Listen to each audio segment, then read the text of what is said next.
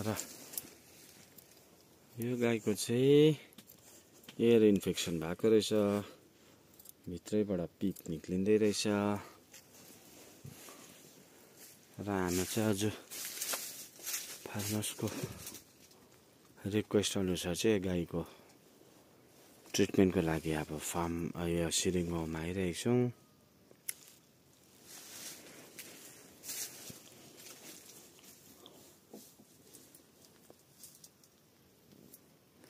मेरो भाइले चाहिँ फर ट्रिमिङ गरिदिँदैछ अहिले चाहिँ।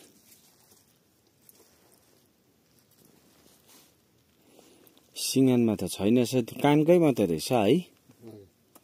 नाकबाट निस्केको छैन, नाकबाट पनि पुरा निक्लिँदै थियो। अस्ति त निस्किँदै थियो त, कम्ती निस्किँदै थियो कि आज फेरि कानबाट पो निस्क्यो। ड्रेसिङ गर्ने कममा अब चल्दैछ यो भित्रबाट हो है। छडा त यसो थियो भित्रबाट आधी झन्डै बाँचे नि खुट्टा। ल सफा भइसक्यो, अलिकति सानो लुगा रुई छैन, रुई पर्खा पर्खा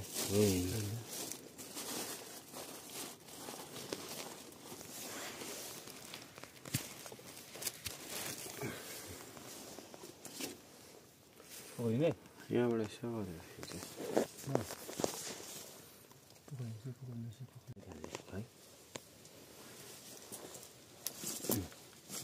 कस्तो छ भन खै एकछिन ठाडो गर्नु जान्छ।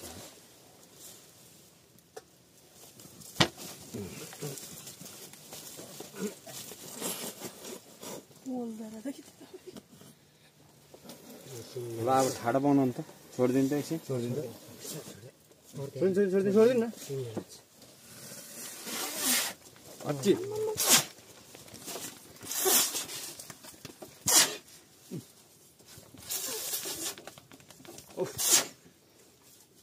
छिटो पकाउनु।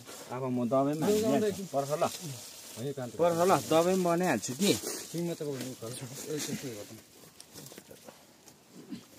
शान्ति हुँदै जाने एकछिन खै चढाएर निकाल्नु।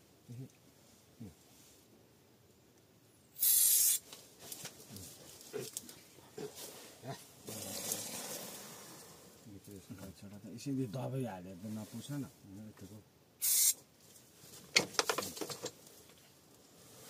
दबाई हालेर अब नपुछ। एकछिन अब नि